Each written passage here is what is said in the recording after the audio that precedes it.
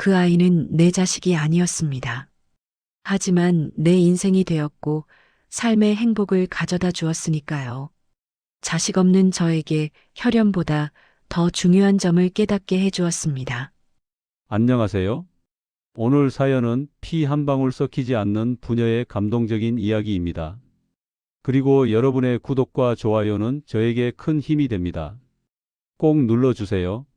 그럼 바로 시작하겠습니다. 자식 없는 남자가 선택한 단 하나의 아이. 프롤로그 그날의 선택. 그 아이는 내 자식이 아니었습니다. 하지만 내 인생이 됐습니다. 김도연은 환갑을 넘긴 나이에도 여전히 새벽 5시면 일어났다. 오랜 공장 생활이 몸에 배어서인지 이제는 알람 없이도 정확히 그 시간에 눈이 떠졌다. 창문 너머로 보이는 하늘은 아직 어둠에 잠겨 있었고 멀리서 개 짖는 소리만 간간히 들려왔다. 그는 부엌으로 가서 물을 끓였다. 인스턴트 커피 한 스푼, 설탕 반 스푼. 20년 넘게 변하지 않은 아침 의식이었다. 컵을 들고 거실 소파에 앉자 벽에 걸린 액자가 눈에 들어왔다. 법복을 입은 딸의 모습. 아니, 이제는 손주까지 안고 있는 사진이었다. 도연은 그 사진을 보며 천천히 커피를 마셨다. 쓴맛이 입안에 퍼졌다. 마치 그때 그 결심을 했을 때의 마음처럼. 그것은 23년 전 비가 억수같이 쏟아지던 여름밤이었다. 도연이 처음 그 아이를 본 건 동네 슈퍼마켓 앞에서였다. 당시 37살이었던 그는 퇴근길에 술 한 병을 사러 들렀다가 가게 앞 계단에 쪼그려 앉아 있는 아이를 발견했다. 얘, 집에 안 가? 주인 아주머니가 아이에게 물었지만 아이는 대답하지 않았다. 그저 고개를 숙인 채 무릎을 끌어안고 있을 뿐이었다. 도연은 그냥 지나치려 했다. 남의 집 아이 일에 참견할 이유가 없었으니까. 하지만 계단을 내려서는 순간 아이의 팔에 난 시퍼런 멍이 눈에 들어왔다. 도연은 걸음을 멈췄다. 저 애 누구 집 애야? 서만식이라고 저 위에 연립주택에 사는 사람 딸이에요. 아이고, 그 집은 말도 마세요. 주인 아주머니는 혀를 찼다. 애 엄마는 일찍 죽고 아빠는 술만 처먹고 돌아다니고 저 애를 사람 취급을 안 해요. 맨날 저렇게 밖에 나앉아 있다니까요. 도연은 고개를 끄덕이고는 발걸음을 옮겼다. 그런 집은 동네에 한둘이 아니었다. 누군가 나서서 해결할 문제도 아니었고 설령 신고를 한다 해도 달라질 게 없다는 걸 알고 있었다. 하지만 그날 이후로 도연은 자꾸 그 아이가 눈에 밟혔다. 도연은 평생 혼자 살아온 사람이었다. 젊은 시절에는 결혼할 생각이 있었지만 집안 형편이 어려워 25에 공장에 취직한 뒤로는 그럴 여력이 없었다. 부모님은 일찍 돌아가셨고 형제도 없었다. 그렇게 세월이 흘러 어느새 30을 훌쩍 넘겼고 이제는 혼자 사는 게 익숙해졌다. 그에게 있어 가장 중요한 건 조용한 일상이었다. 아침에 일어나 출근하고 저녁에 돌아와 소주 한잔하고 텔레비전 보다 잠드는 것. 그게 전부였다. 누군가를 책임진다는 것, 특히 아이를 키운다는 것은 상상조차 해본 적 없었다. 그런데 왜인지 그 아이가 자꾸 떠올랐다. 출근길에 지나치면서도 퇴근길에도 심지어 잠들기 전에도 그 멍든 팔이 눈앞에 어른거렸다. 도연은 고개를 저었다. 내 일이 아니라고, 관여할 일이 아니라고 스스로를 타일렀다. 하지만 마음 한구석이 불편했다. 그리고 그날이 왔다.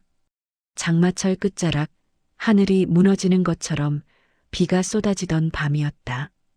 도연은 야근을 마치고 늦게 귀가하던 중이었다.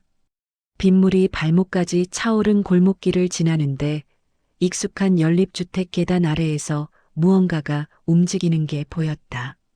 도연은 우산을 기울여 그쪽을 비췄다. 그리고 숨이 멎었다. 아이였다. 그 아이가 계단 아래 처마 밑에 웅크리고 있었다. 온몸이 비에 젖어 파르르 떨고 있었고 얼굴에는 또 새로운 멍이 들어 있었다. 야, 얘. 도연이 다가가자 아이가 움찔했다. 맞을까봐 두려워하는 눈빛이었다. 7살밖에 안 된 아이의 눈에서 그런 공포를 본 순간 도연은 더 이상 외면할 수 없었다. 일어나 봐. 집에 못 들어가? 아이는 여전히 대답하지 않았다. 도연은 우산을 아이 쪽으로 기울이고는 자신의 잠바를 벗어 아이 어깨에 걸쳐 주었다. 내가 데려다 줄게. 어디 사는데? 3층이요. 처음 들어보는 아이의 목소리였다. 가늘고 떨리는 목소리. 도연은 아이 손을 잡고 계단을 올라갔다. 3층 복도는 어둡고 습했다. 2층 끝에 있는 문 앞에서 아이가 걸음을 멈췄다. 여기야? 아이가 고개를 끄덕였다. 도연은 초인종을 눌렀다. 한참을 기다려도 아무 반응이 없었다. 다시 눌렀다. 그때 안에서 남자의 고함 소리가 들렸다. 누구야, 새벽에. 문이 거칠게 열렸다. 술 냄새가 진동했다. 40대쯤 되어 보이는 남자가 비틀거리며 나왔다. 서만식이었다. 뭐야, 당신? 애가 밖에 있어서요. 비도 오는데. 도연이 말하자 서만식은 아이를 향해 손을 들었다. 이 새끼가 또 들어오라면 들어오지. 왜 밖에서 징징대고 있어. 이봐요. 도연이 소리쳤다. 서만식이 도연을 노려봤다. 뭐, 남의 집에 가지고 뭔 상관이야? 상관 있어. 당신 애를 때렸지? 내 새끼 내가 때리는데 당신이 뭔데? 서만식은 비틀거리며 아이를 잡아당기려 했다. 도연은 아이를 자신 뒤로 숨겼다. 술 깨고 얘기합시다. 내일 낮에 다시 올 테니. 도연은 그렇게 말하고는 아이 손을 잡고 계단을 내려왔다. 서만식의 욕설이 뒤에서 들렸지만 신경 쓰지 않았다. 그날 밤 도연은 처음으로 누군가와 함께 잤다. 아니, 정확히는 자신의 집 거실 소파에 아이를 재우고 자신은 방에서 한숨도 못 자고 뜬 눈으로 밤을 새웠다. 새벽이 되자 도연은 결심했다. 이 아이를 구해야겠다. 입양은 생각보다 복잡했다. 우선 아이의 친권자인 서만식의 동의가 필요했다. 도연은 술이 깬 서만식을 찾아가 조심스럽게 입을 열었다. 제가 그 애를 키우고 싶습니다. 뭐? 서만식은 황당하다는 표정으로 도연을 봤다. 당신 미쳤어? 남의 자식을 왜 키워? 당신은 제대로 키울 생각도 없잖소. 차라리 저한테 맡기는 게. 닥쳐. 서만식이 고함을 질렀다. 그게 당신이 할 소리야? 내 새끼를 왜 당신한테 줘? 돈이라도 많아? 잘생겼어? 아무것도 없는 주제에. 도연은 참았다. 화를 내면 일이 더 꼬일 것 같았다. 돈은 많지 않습니다. 하지만 성실하게 일하고 있고 아이를 제대로 키울 자신은 있습니다. 웃기고 있네. 꺼져. 첫 번째 시도는 실패했다. 하지만 도연은 포기하지 않았다. 그는 동네 주민센터를 찾아가 상담을 받았고 아동보호 전문기관에 연락했다. 그리고 알게 된 사실은 서만식이 이미 여러 차례 아동학대로 신고된 전력이 있다는 것이었다. 하지만 친권 박탈까지는 어려운 상황입니다.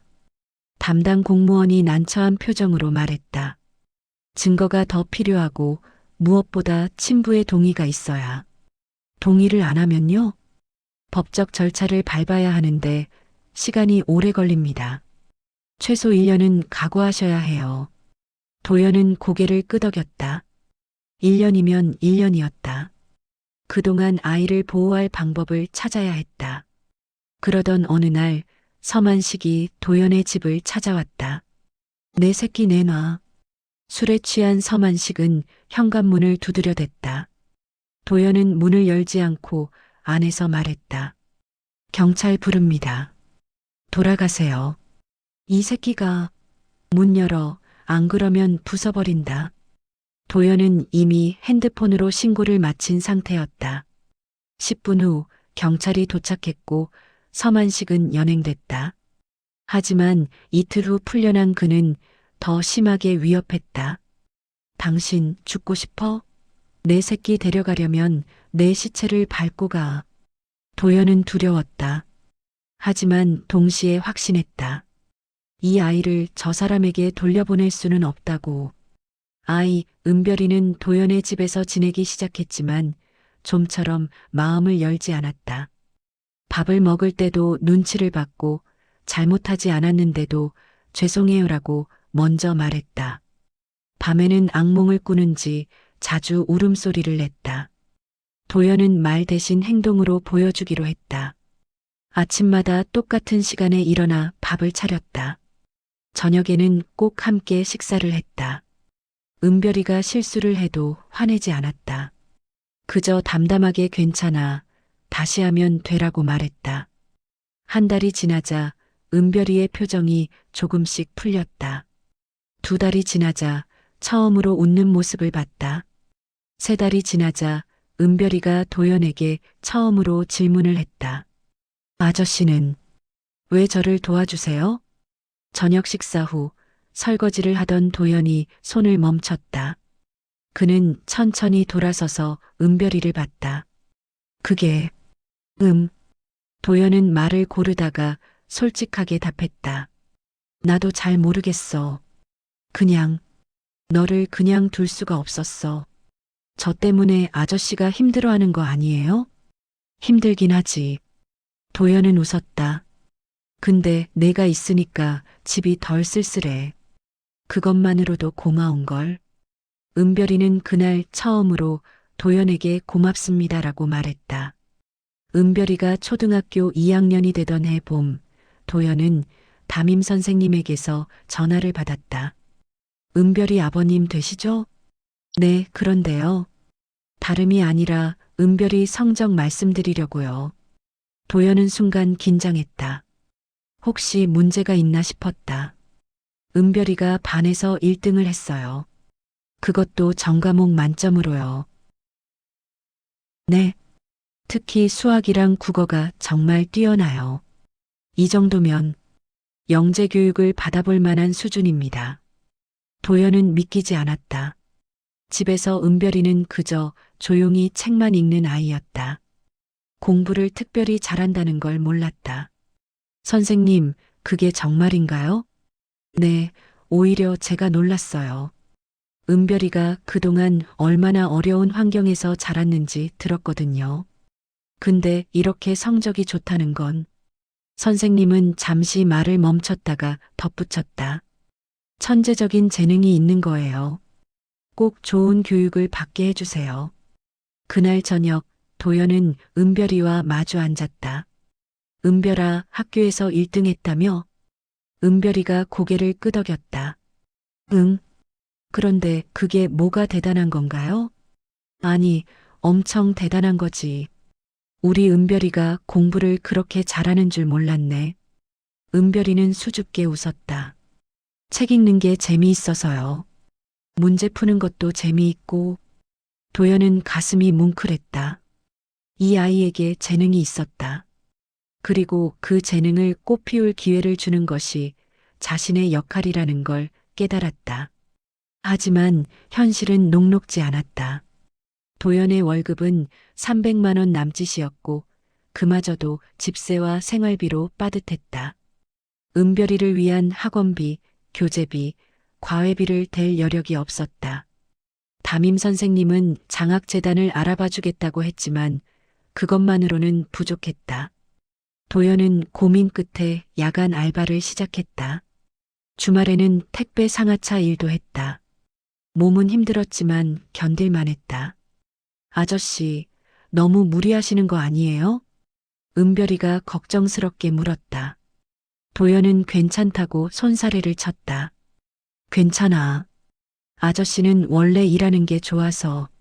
하지만 몸은 정직했다. 40을 넘긴 나이에 이중, 삼중 노동은 버거웠다. 어느 날 밤 도연은 허리 통증으로 움직이지 못하게 됐다. 병원에 가니 디스크라고 했다. 수술을 하셔야 할 수도 있어요. 일단 치료부터 받으시고. 의사의 말에 도연은 고개를 저었다. 수술은 나중에요. 지금은 일을 해야 해서. 그러다 큰일 납니다. 정말로. 도연은 알고 있었다. 하지만 멈출 수 없었다. 은별이의 미래가 걸린 문제였으니까. 그러던 중 기적 같은 일이 일어났다. 은별이가 전국 수학경시대회에서 대상을 받은 것이다. 그것도 초등부 전체에서 1등으로. 시상식장에 간 도연은 무대 위에서 상을 받는 은별이를 보며 눈물을 흘렸다. 주변 학부모들이 수군댔다. 저 아이 아버지가 공장 다니신다며? 근데 어떻게 저렇게 키웠대? 도연은 신경 쓰지 않았다. 중요한 건 은별이가 빛나고 있다는 사실이었다. 시상식 후 한 남자가 도연에게 다가왔다. 명함을 내밀며 자신을 소개했다. 저는 서울의 한 장학재단 관계자입니다. 은별이 학생에게 전액 장학금을 지원하고 싶습니다. 네, 정말이십니까? 네. 중학교부터 대학까지 학비와 생활비 모두 지원하겠습니다. 단 조건이 하나 있습니다. 무슨 조건인데요? 은별이가 계속 공부를 열심히 해야 한다는 것. 그리고 남자는 잠시 뜸을 들이다 말했다. 나중에 이 사회에 기여할 수 있는 사람이 되어야 한다는 것입니다. 도연은 고개를 숙여 인사했다. 감사합니다. 정말 감사합니다. 은별이는 중학교를 졸업하고 서울의 명문 고등학교에 진학했다. 장학금 덕분에 기숙사에서 지낼 수 있었지만 도연은 매주 주말마다 서울로 올라갔다. 은별이를 보기 위해서였다. 아빠, 이렇게 매주 오시면 힘드시잖아요. 은별이는 이제 도연을 아빠라고 불렀다.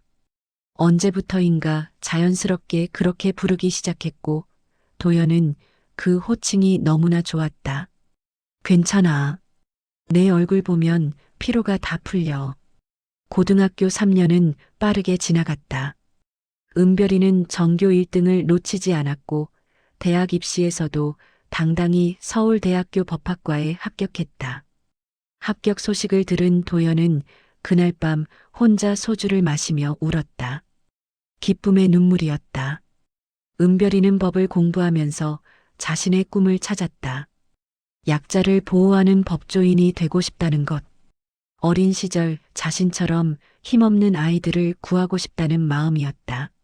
아빠, 저 판사가 되고 싶어요. 판사?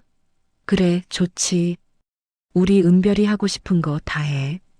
은별이는 대학을 졸업하고 사법시험을 준비했다. 2년의 준비 끝에 마침내 합격했다. 사법연수원을 거쳐 판사로 임용된 은별이는 28살의 나이에 법복을 입었다. 도연은 임용식장에 갔다. 법복을 입은 은별이를 보는 순간 23년 전 비 오던 밤이 떠올랐다. 계단 아래 웅크리고 있던 그 작은 아이가 이제 법정에서 정의를 외치는 사람이 되었다. 하지만 도연의 삶은 점점 더 외로워졌다. 은별이는 일 때문에 바빠졌고 만날 시간이 줄어들었다. 전화는 자주 했지만 예전처럼 얼굴을 보는 건 1년에 몇 번뿐이었다. 도연은 공장도 그만뒀다. 허리가 악화되어 더 이상 일을 할 수 없었다. 작은 연금과 저축으로 근근히 생활했다. 혼자 사는 집은 너무 넓고 조용했다. 은별아, 나 괜찮으니까 일 열심히 해. 내가 잘 되는 게 아빠는 제일 행복한 거야. 전화 통화 때마다 도연은 그렇게 말했다. 하지만 진심은 조금 달랐다. 외로웠다. 은별이 목소리가 듣고 싶었다. 얼굴이 보고 싶었다. 은별이가 30이 되던 해 결혼 소식을 전해왔다. 아빠, 소개할 사람이 있어요. 도연은 서울로 올라가 은별이의 약혼자를 만났다. 성실하고 다정한 남자였다. 변호사였고 은별이를 진심으로 아끼는 게 눈에 보였다. 은별이 잘 부탁합니다. 도연이 말하자 약혼자가 고개를 숙였다. 아니에요. 제가 감사하죠. 은별이를 이렇게 훌륭하게 키워주셔서. 결혼식 날 도연은 은별이의 손을 잡고 버질로드를 걸었다. 양옆에 앉은 하객들이 박수를 쳤다. 도연은 눈물을 참으려 했지만 실패했다. 아빠 우시면 안 돼요. 은별이가 속삭였다. 도연은 고개를 끄덕였다. 안 울어. 안 울게. 하지만 눈물은 계속 흘렀다. 2년 후 은별이가 아이를 낳았다. 도연은 병원으로 달려갔다. 분만실 앞에서 기다리다가 아기 울음소리가 들리자 주저앉아 울었다. 손주가 생겼네. 은별이의 남편이 도연의 어깨를 두드렸다. 아버님 축하드려요. 도연은 신생아실 유리창 너머로 아기를 봤다. 작고 빨간 얼굴. 은별이를 처음 봤을 때처럼 작은 생명이었다. 이 아이도 행복하게 자라길. 도연은 속으로 기도했다. 은별이는 출산 후 6개월이 지나서 아기를 데리고 도연을 찾아왔다.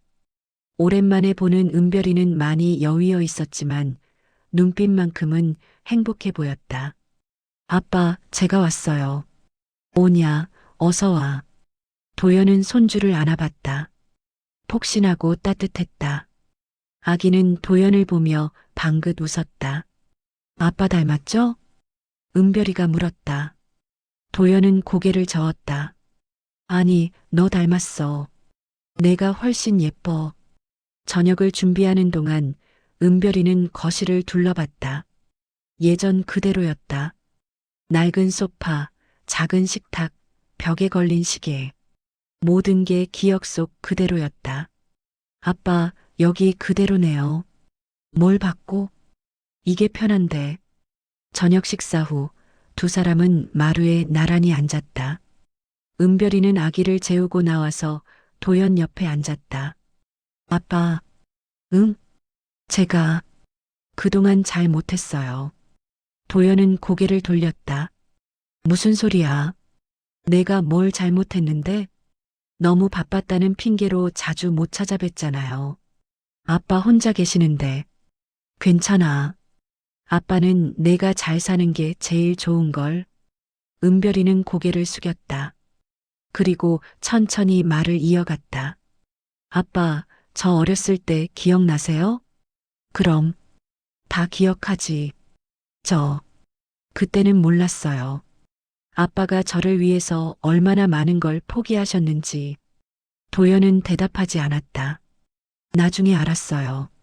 아빠가 허리 아프신데도 야간 알바하신 거, 주말마다 택배 일하신 거, 저 때문에 수술도 미루신 거, 그건 제가 고등학교 때 친구 엄마가 그러더라고요. 내 아버지가 너를 얼마나 사랑하시는지 아니? 라고. 그때 처음 알았어요. 아빠가 저를 진짜 자식처럼 여기신다는 걸. 은별이의 목소리가 떨렸다.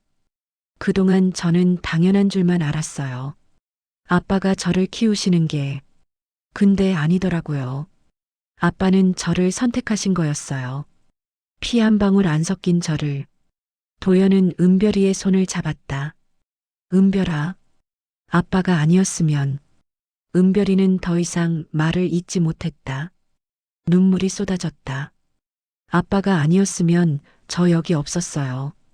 아마 제대로 된 사람도 못 됐을 거예요. 도연도 눈물이 났다. 23년간 참아왔던 감정들이 한꺼번에 터져 나왔다. 은별아, 아빠도 너한테 고마워.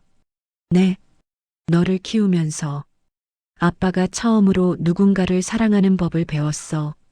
책임진다는 게 뭔지, 희생한다는 게 뭔지. 너 때문에 아빠 인생이 의미 있어졌어. 두 사람은 한참을 울었다. 밤하늘에는 별이 총총했고 멀리서 개 짖는 소리가 들렸다. 23년 전 비 오던 그날 밤처럼. 그로부터 3년 후, 도연은 65이 되었다. 건강은 예전 같지 않았지만 그래도 매일 아침 일어나 산책을 했다. 은별이는 이제 지방법원 부장판사가 되었고 손주는 무럭무럭 자라 이제 걷고 말을 했다. 주말이면 은별이 가족이 찾아왔다.